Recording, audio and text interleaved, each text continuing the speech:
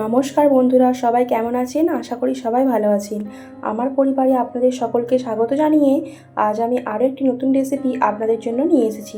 আপনারা পুরো ভিডিওটি কোনো রকম স্কিপ না করে দেখতে থাকুন, আশা করি আপনাদের ভালো লাগবে। আজ আমি আপনাদের সঙ্গে একটা নতুন রেসিপি শেয়ার করলাম। আজ আমি আপনাদের বানিয়ে দেখাবো একদম ভেতর থেকে জালিদার এবং নরম তুলতুলে বেবি নান রেসিপি। দেখুন, তার জন্য আমি এখানে পরিমাণ মতো ময়দা নিয়েছি। এখানে আমি 4 কাপ পরিমাণ মতো ময়দা নিলাম। বন্ধুরা, আমাদের বাড়িতে রান্না পুজো এবং বিশ্বকর্মা পুজোর কারণে আমি বেশ কিছুদিন ধরেই আপনাদের সঙ্গে ভিডিও শেয়ার করতে পারিনি, এবং তাতে পরিমাণ মতো লবণ দিলাম এবং পরিমাণ মতো চিনি দিলাম এবং পরিমাণ মতো ইস্ট দিলাম। আমি এখানে 1 চামচ পরিমাণ মতো ইস্ট দিয়েছি। 4 কাপ ময়দাতে 1 চামচ পরিমাণ মতো ইস্ট দিয়েছি। সমস্ত রকম উপকরণগুলি একসাথে খুব ভালো করে মিশিয়ে নিচ্ছি। এখানে 4 থেকে 5 চামচ পরিমাণ মতো আমুলের মিল্ক পাউডার দিলাম। এরপর এখানে 4 থেকে 5 চামচ পরিমাণ মতো সাদা তেল দিলাম। এরপর সমস্ত রকম উপকরণগুলি একসাথে খুব সুন্দর করে মাখিয়ে ময়ান দিয়ে দেব। বন্ধুরা, ময়ানটা ঠিকঠাক হয়েছে কিনা সেটা আপনারা খুব সহজেই বুঝতে পারবেন। ময়দাটা খুব ভালো করে মাখিয়ে নেওয়ার পর একটা মুঠো করে দেখে নিতে হবে যে ময়দাটা মুঠো হচ্ছে কিনা। যদি ময়দাটা মুঠো করার পর মুঠো থেকে যায় তাহলে বুঝতে হবে ময়ানটা একদম ঠিকঠাক হয়েছে। দেখুন, খুব ভালো করে মাখিয়ে নিয়ে ময়ান দিয়ে দিয়েছি। এরপর অল্প অল্প করে জল দিয়ে ময়দাটা মাখিয়ে নেব। ময়দাটা মাখিয়ে একটি ডো তৈরি করে নেব। দেখতে হবে ডোটা যেন খুব শক্তও না হয়ে যায়, আবার খুব নরমও না হয়ে যায়। ডোটি একদম মিডিয়ামভাবে মাখাতে হবে, খুব একটা শক্ত করলেও হবে না এবং খুব একটা নরম করলেও হবে না। দেখুন, খুব সুন্দর করে মাখিয়ে নিয়ে একটি ডো তৈরি করে নিয়েছি।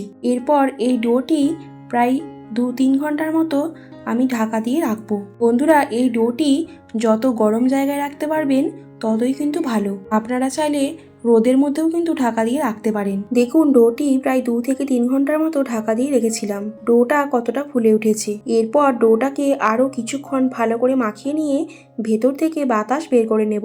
ডোটা আরও একবার খুব ভালো করে মাখিয়ে নিয়ে ভেতর থেকে বাতাস বের করে নিয়েছি। এরপর ছোট ছোট করে অনেকগুলি ডো তৈরি করে নেব। দেখুন, এখানে ডোটি থেকে অনেকগুলি লেচি হয়েছে।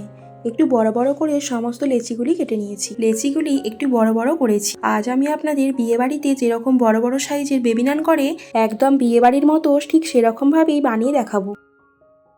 এদিকে আমি কড়াইয়ে পরিমাণ মতো সাদা তেল গরম হতে দিয়েছি। এদিকে লেচিগুলি খুব সুন্দর করে বেলে নিচ্ছি। আমি একটু বড় করেই বেলে নিচ্ছি এবং লুচির থেকে একটু মোটা করেই বেলতে হবে। দেখুন, একটু মোটা রেখেছি। এরপর সবকটা নান খুব সুন্দর করে এক এক করে পরপর বেলে নিচ্ছি। একটু বড় এবং মোটা করে বেলতে হবে। আর একবার দেখিয়ে দিলাম। এদিকে কড়াইয়ে তেল গরম হয়ে গেছে। এরপর এক এক করে ভেজে নেব। বন্ধুরা, আজকের এই রেসিপিটি আমি আপনাদের খুব সহজভাবেই দেখালাম। একদম অল্প সময়ের মধ্যেই, যা আপনারা ঘরোয়া পদ্ধতিতেই খুব সামান্য উপকরণ দিয়েই খুব সহজেই বানিয়ে নিতে পারবেন। দেখুন কত সুন্দর ফুলে উঠেছে। আপনারা দেখলেই বুঝতে পারবেন দেখতে কতটা সুন্দর হয়েছে, তাহলে খেতেও খুব সুস্বাদু হবে। এরকমভাবেই সবকটা নান মিডিয়াম আঁচে ভেজে নিতে হবে।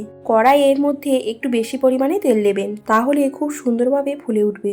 এক এক করে সবকটা নান খুব সুন্দর করে ভেজে নেওয়া হয়ে গেছে। আপনারা অবশ্যই বাড়িতে একবার হলেও ট্রাই করে দেখতে পারেন। আশা করি আপনাদের ভালো লাগবে, বা যে কোনো অনুষ্ঠান বাড়িতেও আপনারা খুব সহজেই বানিয়ে নিতে পারবেন। দেখুন বন্ধুরা, আপনাদেরকে দেখাচ্ছি কত সুন্দর নরম তুলতুলে হয়েছে এবং ভেতর থেকে কত সুন্দর জালিদার হয়েছে। তাহলে আজকের রেসিপিটি আপনাদের কেমন লাগলো অবশ্যই কিন্তু একটি কমেন্ট করে জানাবেন।